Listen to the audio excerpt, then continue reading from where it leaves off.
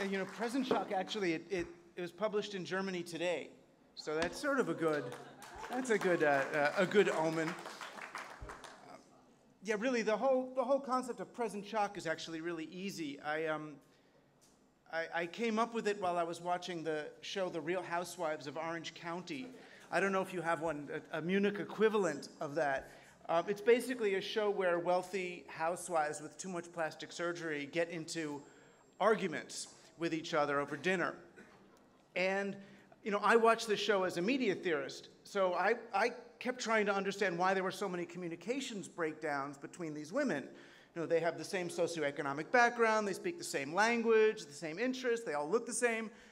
So why can't they communicate? And I realized the reason they have so many communications breakdowns is because they have so much Botox and plastic surgery in their face that they can't make facial expressions that are consonant with the situation that's going on. Right, so one of them will say, oh, my daughter's going in for cancer testing, and the other one will say, oh, I'm so sorry to hear that. And the first one, you know, the 93% of human communication that happens non-verbally, you know, has been neutered, it's stuck. So what these women did, and this is, I realized it's a temporal problem, what these women have done is that in trying to lock their faces down at age 29, they've made themselves inaccessible to the actual moment that they are in, right? And that's present shock. It's really a mistaking the Greek notion of chronos, which is time on the clock, for kairos, which is human time or readiness or the real time that people are in. You know, and this, I would argue, is the same mistake that we made with digital technology. You know, when I was first exposed to digital technology in the late 80s, you know, I was a slacker. And I looked at digital as the harbinger of increasing slack. You know, this technology was going to give us more time, not less. So we could sit at home in our underwear trading on some Etsy-like thing and then read philosophy and hang out and do all the things that we 1980s slackers wanted to do with our time. You know, but when the story of the net and really the dominance of the net moved from the kind of Mondo 2000 reality hacker slacker people over to the Wired magazine, NASDAQ stock exchange salvation effort, right, we ended up taking this technology that could have made more time for us. Right? It was a place where we could actually be smarter than we were in real life because we had so much time to think of our posts on bulletin boards. We could use this stuff asynchronously. Instead of doing that, we strap these devices to ourselves and have them ping us 24/7 every time somebody has a Facebook update or a Twitter thing. We live in a state of perpetual emergency interruption that used to be endured only by 911 operators and air traffic controllers. Right? And we get phantom vibration syndrome where we think our phone's vibrating in our pocket even though it's over there somewhere else. Right. Now, this is not because we are developing technology with human needs in mind. It's because we're developing technology with a very confused understanding of corporate capitalism in mind. Right. What we're trying to do is to use human attention, human time as the commodity from which we will extract value, rather than creating value for people by giving them more time. Remember when we finally built the web, what was the main word we used to build a good website? Sticky. Let's build a good sticky website so that we can extract more eyeball hours out of our users. Right? So the object of the game now, and even as I hear today, everywhere, is not simply to make money sustainably with an internet company or with a digital company. Right? It's actually to serve the unacknowledged operating system underneath all of this, which is old school industrial age corporate capitalism. You know, money is trapped in capital the same way those women's faces are trapped in Botox. You know, when I look at the financial game, the minute it gets stuck in the sort of net asset value of a company, is how you know that money's dead, that money's frozen, it's stuck. Just like Apple's money overseas, it's stuck. They can't do it, it's stuck. That's what Piketty's book is all about. The more capitalism works, the more it ends up in capital, the less fluid it is, the less in kairos it is. right? And this is all, we all know the old historic story for this, is we had a peer-to-peer marketplace in the late Middle Ages after the Crusade. People were doing well. We had the rise of the merchant class. Things were going quite well. But the problem was the wealthy were getting poor as the poor were getting wealthy. The marketplace, the bazaar, the peer-to-peer exchange of goods and services, local currencies that would make, you know, Bitcoin weep in shame. They were so well developed. They were forcibly replaced. That's how we got the chartered monopoly, the chartered monopoly, the original corporation, and how we got central currency. But the problem with central currency as an OS, just look at it as a digital person for a moment. The problem with central currency, monopoly central currency at that, is that it's lent into existence with a built-in clock, right? It's lent at interest, so it has to be paid back more than you borrowed. And there's a ticking clock. The more you take, the faster and bigger you are required to grow. Now, it sounds okay as long as you're the one lending out the money, which is who invented it in the 13th century. It's the kings. We have money. We need a way to make money by simply having money. Good idea. But it's really bad for the people who are trying to create value when you have this clock that you have to pay. Now, I know so many great startups.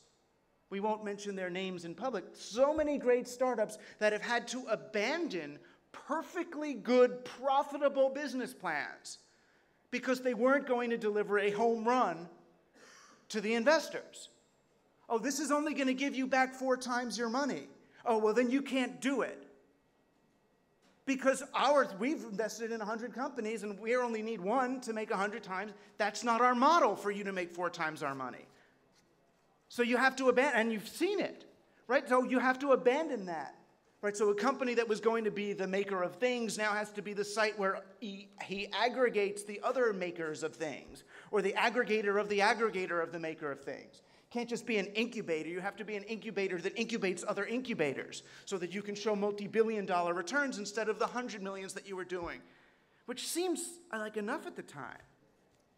You know, poor Twitter. I just saw yesterday. They're failing. Only $43 million last quarter. Oh!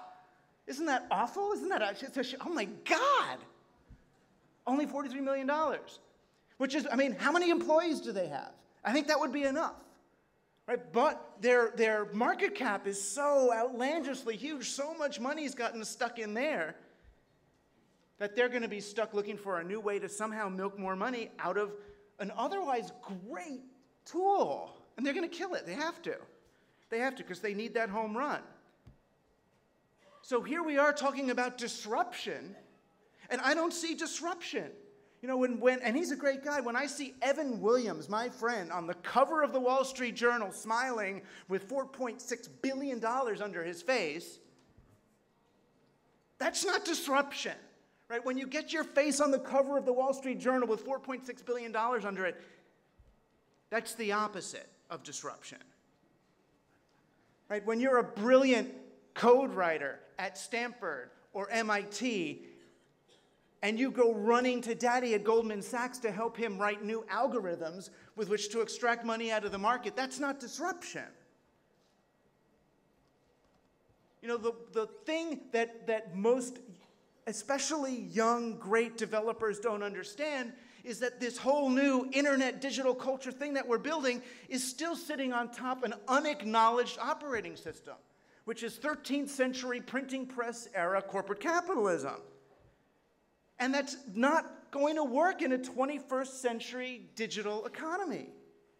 It wasn't even written to help promote the exchange of value anyway. It was written to slow down the exchange of value that was killing rich people. So we end up in this bizarre moment where we're using digital technology not for creative destruction, but for destructive destruction. It really is. You have some value-creating industry out there, whether it's newspapers or television or book writing, taxicab writing, whatever. You have a great industry, and we can use the internet to disrupt that industry and take it down with an app that's actually not value-creating anymore, with an app that only really creates value by being a great excuse for more VC investment. So you take a creative circulating industry and turn it back into more market cap. A non-value productive industry whose only worth is in stock. So money is pulled further out of the economy and into static capital. You know, this is what Piketty is really writing about, the French bestseller, who looked at, wow, we've reached the end of growth. Capital has lost the ability to actually create profit. Right, so all these companies, all of this development are really just different versions of gaming the system, rather than rewiring the system, rebooting it, which is the opportunity here. And it doesn't end well, not for humans anyway. I mean, you look at the great marriage of Google and Kurzweil. What is that? It's the marriage of digital technology's infinite expansion with the idea that the market is going to somehow infinitely expand. You know, and we just had a scientist here. It doesn't really work like that. Right, so what do they look forward to? This is like old, good Christian narrative here. They're looking forward to the singularity, the moment when technology is going to outpace humans, and little, what's his name from the Jeopardy robot, Watson, he's going to surpass humanity. Well, that's a good vision for this, because the idea here is we reach a singularity, and after that, humans are only important insofar as we can service the machines that will carry the economy forward. And the only other version of that I see is the zombie apocalypse. And people are looking forward to that because at least the phone will stop ringing. Right? There's no Twitter update to keep you just slow-moving zombies on the horizon.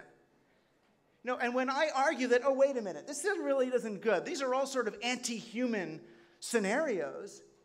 My friends and the other sort of cyber pundit digeratis say, oh, you only say that because you're a human.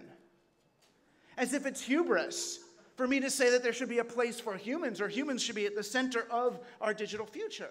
Well, of course I'm a human. I am on team human, and I think that's okay. I'm not going to be ashamed of that. You know, with human-based, peer-to-peer, value-creating and exchange solutions, you know, we may not have the big payday at the end, but we have sustainable longevity. Right? And this is the true presentism I think is available to us in a digital age, rather than present shock. You know, it's not about kind of stories with beginnings, middles, and ends. It's not about business plans with exit strategies. Right? Those are sort of like football games with winners and losers. No, it's more like fantasy role-playing games, where the object of the game is to keep playing, which is the object of the game for humanity right now, because there's certain forces that would actually stop us from playing. No, and the winners in such an environment are not the conquerors, right? They're not the 4.6 billions. They're the distributors. So disrupt is what I would say. Disrupt, definitely. If you're very timid, earn $10 million and then disrupt, right? And you'll be just fine. Okay, thanks a lot.